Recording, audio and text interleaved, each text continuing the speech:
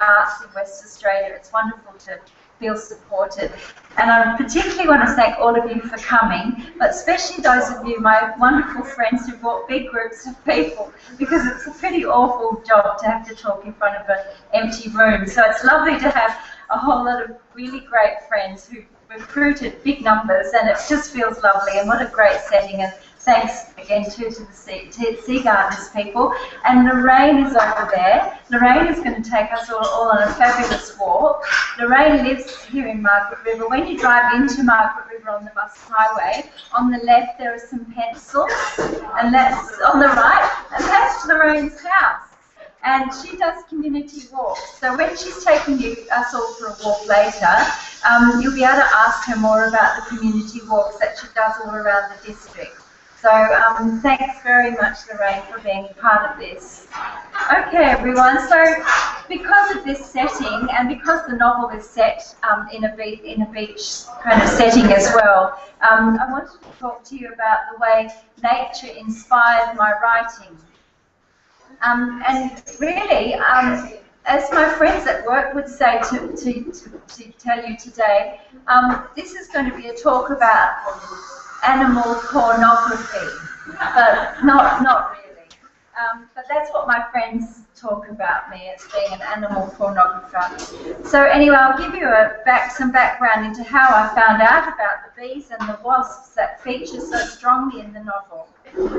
Because without the bees and the wasps, we wouldn't be here today, or at least I wouldn't be here today, you might be. I wrote many previous drafts of the novel as part of my PhD in creative writing at UWA. The draft that became the novel that some of you may have read must be about version number 20. And it was really only due to the wonderful editor at UWA Publishing that it became a kind of a readable, sellable commodity. So I'd really like to thank Linda, who's not here today, but Linda Martin from UWA Publishing worked magic on the very rough draft of that PhD thesis. For a creative writing PhD, you need to have a novel-sized creative work and a related exegesis, or a long essay. And together they have to total around 80,000 words. I'd known for a long time that my exegesis was going to be about my obsession, Anita Bruckner. How many of you are familiar with Anita Bruckner, the novelist? Oh, okay, a few. For those of you who aren't familiar with Anita Bruckner, she's a Booker Prize-winning author who didn't start writing fiction until she was 56. She's now 86, and she's only recently stopped writing after 24 novels. And she's also written many books of history, the history of art in particular, and lots of book reviews for reputable UK newspapers. Bruckner was born in London to Jewish parents, and she did what all good girls do. She stayed at home and looked after her parents until they died. So she had a very sad private life, but she had a fabulous professional life. And she was the first history professor of fine art at Cambridge University, the first female professor of fine art. Her home life was lonely and sad, and many of her protagonists shared her knowledge of what it's like to be without a loving partner and children. I was so struck by the beauty of her writing that for the long essay I wrote for the PhD, I decided to read all her 24 novels chronologically. And it was then I saw a pattern that many critics had overlooked. She describes London as a Darwinian jungle city where her protagonists are the hunted, the doomed to extinction. And the characters that the protagonists are fatally attracted to are the hunters and the survivors. And Bruckner always describes these ones as people with big teeth, and they walk around in kind of camouflage colours. They're the real kind of hunters. They're the ones that are the fittest, the most viable in Darwinian terms. The protagonists, the doomed protagonists, are the ones in the Bruckner novels who always look at nature and notice all the small changes in nature, the seasonal changes, the blossoms, the new apples in the markets and things like that, while the very kind of the hunters, the ones who are viable and successful and the ones who breed, overlook all the beauty in nature. They're too busy kind of carrying on with the business of surviving and passing on their genes. So because the essay in a PhD and the novel have to be linked, I decided to make Stella the protagonist, similar to Bruckner's lonely protagonist. But after only a few chapters, I was so bored with Stella that I actually dreaded sitting down to write about her, and I was seriously considering chucking her in. And then along came the bees. I'm a journalist, and for the last 7 years I've worked in public affairs at the University of Western Australia. At the same time I was doing my PhD, and Brenda Walker, who many of you may know, was my supervisor. Do many of you, have you heard of Brenda Walker, many of you? Yeah, she's written quite a few novels, including Reading by Moonlight, or How Reading Saved Her Life. She had breast cancer, and she wrote about how she read certain novels and poems and things through all the stages of breast cancer and how they really sustained her. So, where did I get to? So I was talking about my supervisor. So one of my responsibilities in my role as a public relations person at UWA is to write media statements about the research and so on that goes on at the university. I love animals, so whenever anyone around the campus does any research about animals that's about to be published in a big journal, my colleagues always let me do that particular job. And that's how I found out about the honeybees. At UWA, we have a fabulous bee expert, Tiffany Bates. And back in 2008, just when I was considering killing Stella off, Tiff gave a talk entitled, "Have We Killed the Romance? Queen Bee Breeding in the Modern Age." Tiffany is a fourth-generation beekeeper, and she works in queen rearing, queen selection, and artificial insemination.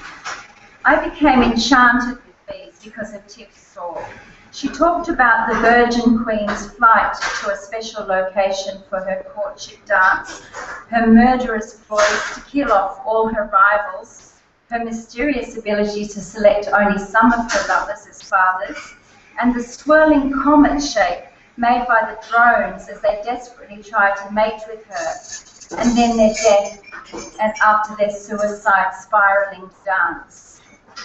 Tiff and her team at UWA are very concerned about colony collapse disorder and the varroa mite, which are destroying bees around the world. As yet, these problems haven't reached Australia because we're so isolated, but Tiff is worried that one day they might. Bees are very important to humankind because at least 1/3 of what we eat comes to us through their pollination. So Tiff and her colleagues are undertaking research to better understand the biology of the honeybee so they can breed Australian bees that are resistant to these problems. So after Tiff's talk, I went to Brenda and I told her I was sick of Stella and I wanted to write about a beekeeper instead. And Brenda said, "Why didn't I turn Stella into a beekeeper?"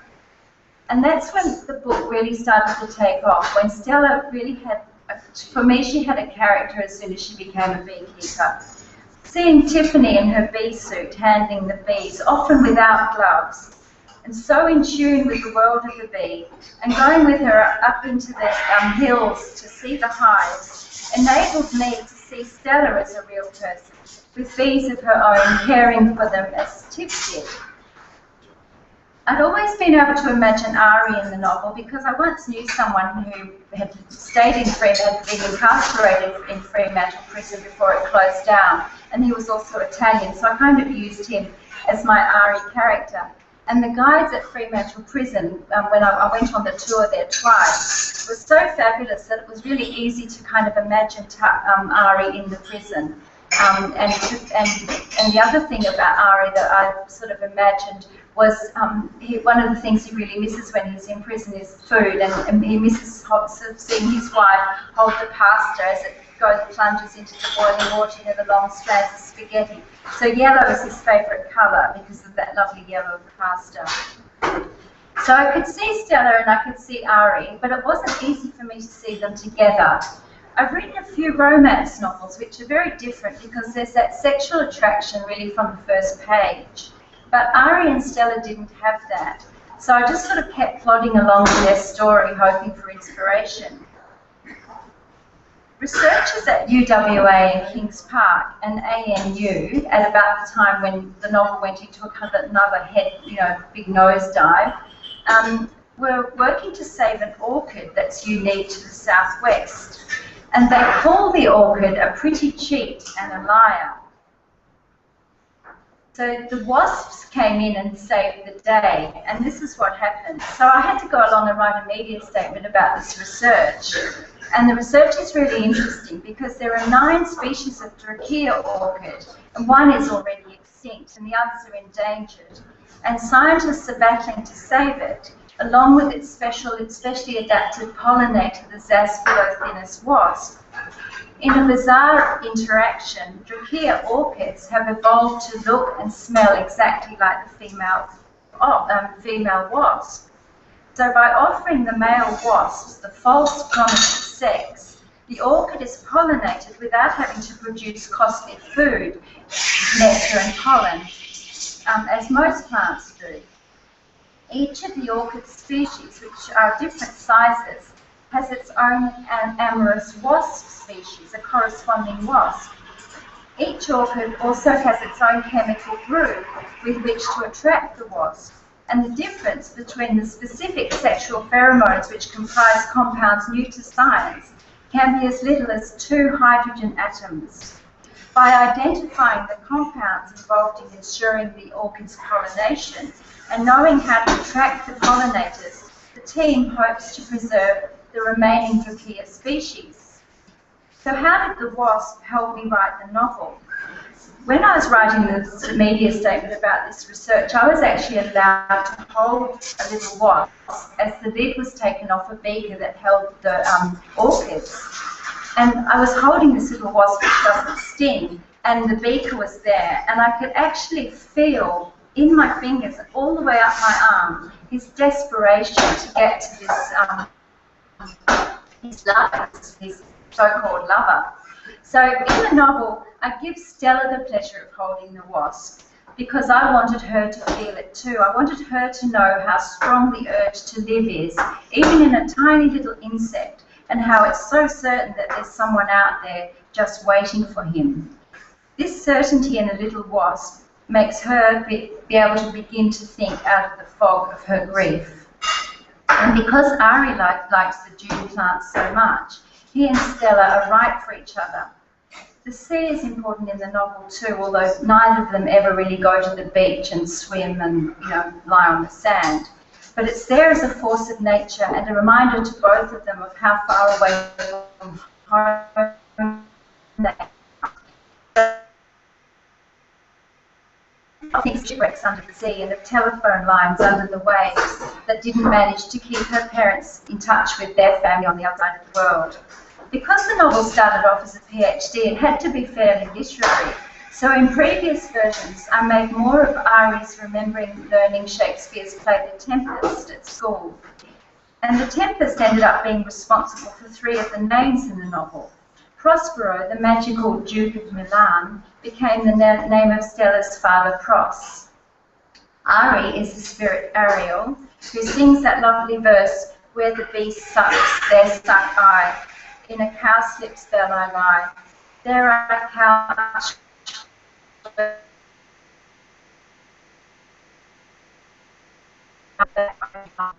And I made an evil which sick Orax and accountant of housekeeping Stella's husband.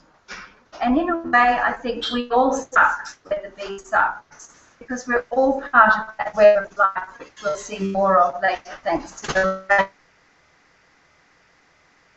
novel with an environmental thrust, because remember, Anita Bruckner's protagonists always notice nature, the little things in nature. And to celebrate the beautiful but endangered natural setting that is, the southwest and Cottesloe as well, I made Ari a Cottesloe Coast Care volunteer who eventually persuades Stella to join. The fabulous Coast Care website, with its detailed information about local flora and fauna, was very helpful to me, enabling me to find out about the seasonal changes as Stella, whose daughter has been killed in a motorbike accident, gradually comes to terms with her loss. So Stella's marriage to Orex, the country GP, falls apart when Myth dies, and she comes to live in Cottesloe. And it's the first time she's lived close to the sea, and she comes to find it sighing, soothing. I just want to read a quick little extract from the beginning of the novel when Stella sees the Coast Care volunteers for the first time. She leaned across the railing and looked at the silvery dune. She saw a dozen or so people bending over plants, weeding or collecting seeds from the native vegetation that was being regenerated all along the coastline. She'd heard about them somewhere, the Coast Care people who volunteered to green the suburb. There was grace in their silent stooping and lifting, and even from a distance, Stella could sense their contentment. She saw that one of them was looking in her direction and raised arms for her. Not for her, she thought. Stella's sea is divided into seasons, and at the beginning of each is the description of a plant that Stella sees on her walks with her daughter's dog. These walks and the need to care for the dog help Stella stay alive. For example, this is the plant that features in her first few summery days after moving into the rundown rental property she and her husband own.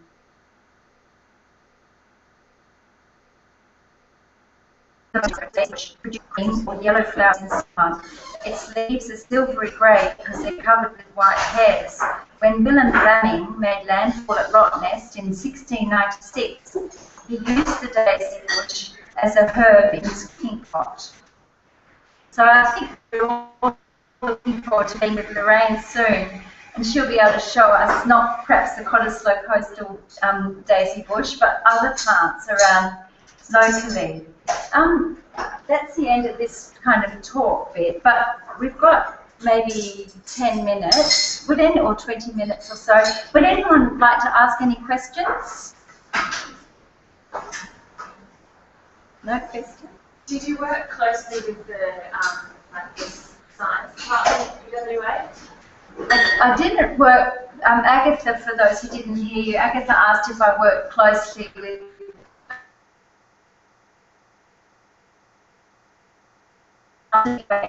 because when you write media statements, you have to kind of learn quite a lot about the science to write a good media statement that we send out electronically to newspapers and media outlets all around the world.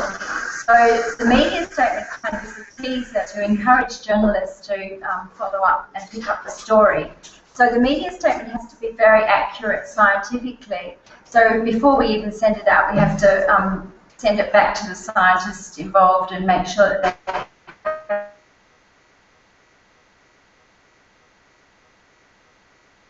they might written about the scientific, the bees and the wasps and all that kind of stuff. Yeah.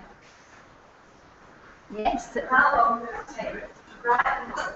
Oh, it took so long. It took so long. The PhD took 4 years. And then it was passed, and Terry Ann White at UWA Publishing asked me if she could read the Marcus reviews. So 3 of the markers, I had 3 markers, and one of them was David Wish Wilson, who's actually a presenter at the Writers' Festival as well. But they all gave me really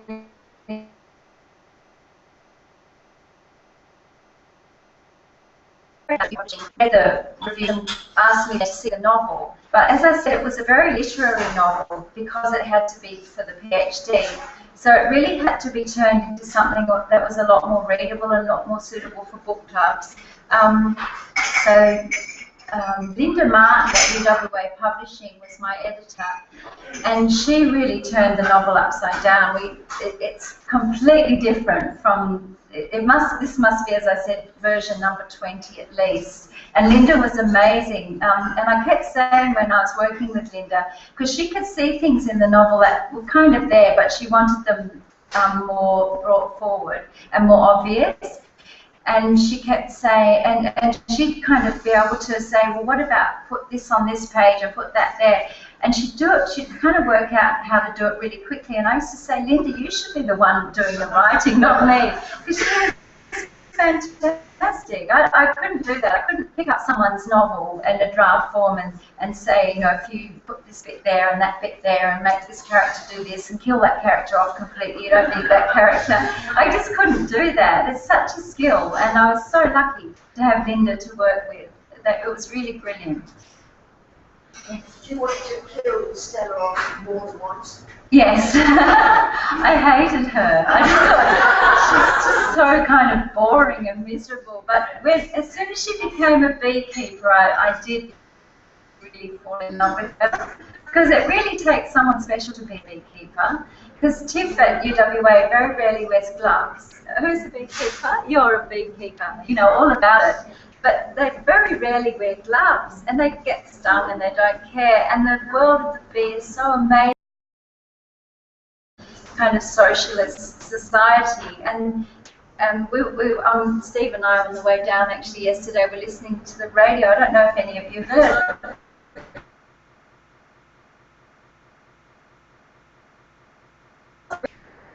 The nose. Have you been stung on the inside of the nose? Oh, and apparently bees can see where we're hottest because they've got infrared vision. And this guy on the radio was saying that it's really red here and it's really red here. He said he's been stung there a few times as well.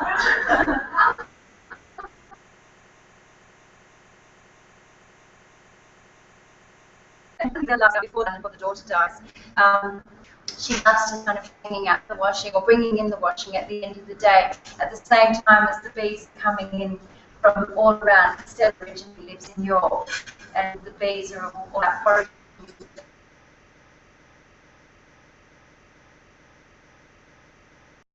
Pollen that she can go back into the hive. And her father gave her a queen bee as a wedding present. And I like that about her father kind of being very in tune with nature as well. And I'm assuming, is this your first novel?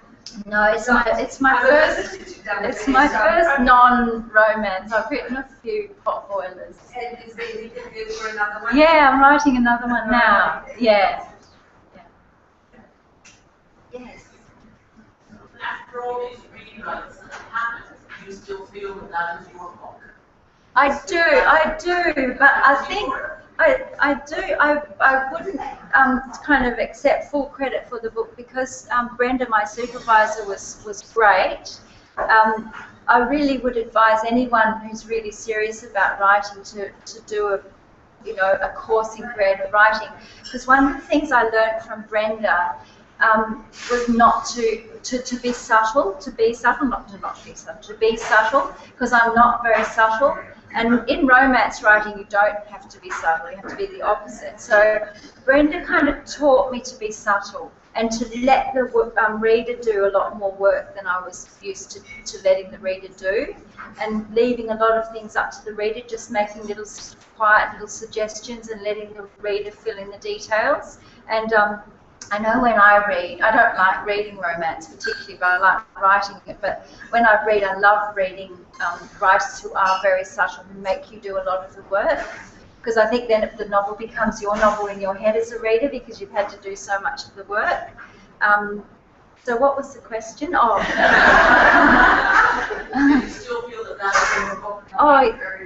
Yeah, so I feel like it was a real team effort. I do, because Brenda first teaching me to be subtle, and then Linda being able to see the story without all the kind of the dross around it, and then even the cover. The Anna who made the cover, and Terry Ann. It really, I think a book is a team thing. So I wouldn't take full credit for it at all. I think it's dedicated to Brenda, for good reason. Yeah. Yes. I'd like to congratulate you on giving credit to your editor. Thank you. Thank you. Linda's actually got her own. UWA publishing is having a kind of a reshuffle, I think. So Linda has gone out on her own, so she's now doing editing. So if there are any writers out there looking for a really good editor, just Google Linda Martin and grab her, because she's fabulous. She's very, very easy to work with and lovely.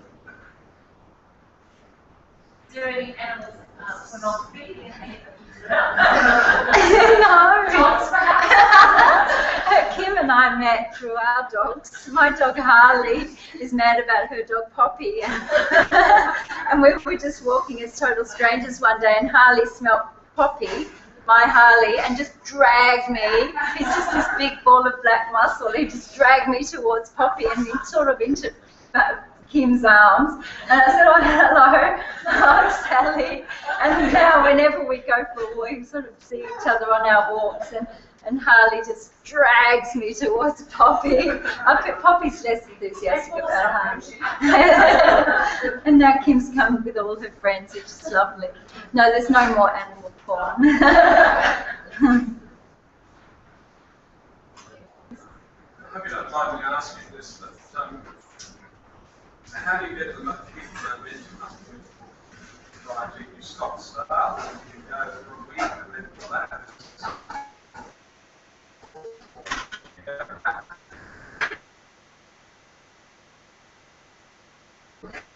The good thing about when I began the novel, because it was a PhD, and I had to have it done within 4 years, because with a PhD by research, you don't actually have to pay any fees. So I got this fabulous tuition from Brenda, and it didn't cost me anything. But then if you go overtime, then you start paying. So there's great incentive to finish something in the 4 years. So that was a huge incentive. And then once the novel was accepted by WA Publishing, and Linda was a real hard taskmaster. She'd kind of, we'd have meetings perhaps once a fortnight, and she'd give me a draft, and she'd say, you know, I want you to do this, I want you to fill this in, I want you to, you know, put a bit of dialogue here, or take all of that out there, and so she gave me kind of set tasks to do. So that kind of kept me going. But it wasn't like writing a romance. With writing a romance, when you've got two characters who are kind of really strongly attracted to each other, I think that attraction kind of drags into the story. I remember once, this has only happened to me once, but I was writing a story about a woman called Margot, and I spelled her name Margaux, and my oldest son, when I was writing, was only about 10, and he'd look over my shoulder and he'd say, "How's Margaret going on?" But Margot was this huge woman. She was a virgin, and she was about 36, and she was a magazine editor, and she never ever had a boyfriend. And anyway, she meets this guy, and she's brave enough to go away on a holiday with him, not really knowing him. They just go off together in a combi van. And I couldn't wait to get to Margot every day. I just really enjoyed her so much. And with Stella, I didn't have that kind of same feeling of, you know, interest in Stella's personal life.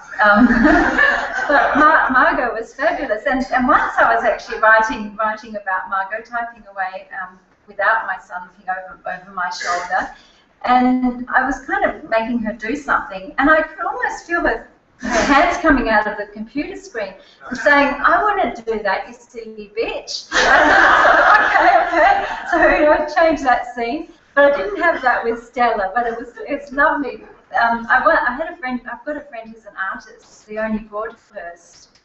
You might know Leonie Broadhurst, some of you. She's quite well known. And she said that once, and she's been an artist for a long time, she said once she was kind of making a stroke on a painting with some gold paint. That's her trademark, is gold paint. And she felt as if some creative force was actually moving her hand. So I think occasionally a writer or an artist might feel in touch with a kind of a creative force, but usually it's just hard work, hard slog. And there's an acronym, which is quite a useful acronym, for any kind of artistic endeavour, I think, and it's Been Mad, which stands for Bugger in Inspiration, never miss a day. So in other words, just keep slogging away, and keep slogging away. It's kind of always at the front of your head, and you always remember it, and then you make odd connections. People might say something, and you might say, oh, that's a good idea, I could add that to the novel, or, the sparks fly if it's right here. But if you only do it every 2 weeks or every 3 weeks, you have to reread so much of it to kind of get back into the mood again that you waste so much time. Yes. So as a child, did you love to read and write? Did you have imagination? Yeah. Did you have imaginary friends? Yeah, all of that. Energy, Yeah, we lived in Katanning in the 1960s, and Katanning was too far away from the big TV transmitter in Mount Barker to be able to pick up television. So we had the ABC radio, and that was it, and lots of books, and just my brother and I in town. And so we did live a really world of our imagination. And then I went to boarding school, and I'd be so bored sometimes when I was supposed to be studying that I'd be writing stories instead. Yeah, so I think not having TV, I think, was a great way to start writing, because you have to make stories up in your head, because there's no stories sort of coming into your lounge room for you. So actually, I don't like television. I'm really sad that my children all watch TV and love it, because I hate it. Are there any more questions? We might, guys, if anyone, don't feel you have to do this, but if anyone wants to come up and get a book, and I'm happy to sign for you, and then we'll just enjoy our morning tea, and then go for a walk with Lorraine. Thanks very much, everyone.